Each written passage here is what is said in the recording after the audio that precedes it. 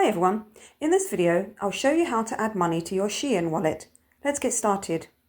The Shein wallet is a virtual wallet used for store credits, not a traditional wallet that you can top up with your own money. If you go to the wallet section in your Shein account, you'll notice there's no option to manually add funds. That's because the wallet is designed only to hold refund credits from returns or promotional rewards provided by Shein. You cannot deposit money into it like you would with a bank account or digital wallet.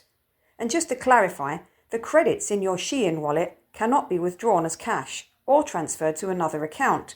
However, if you request a refund, it can be returned to your original payment method instead of the wallet, depending on your choice.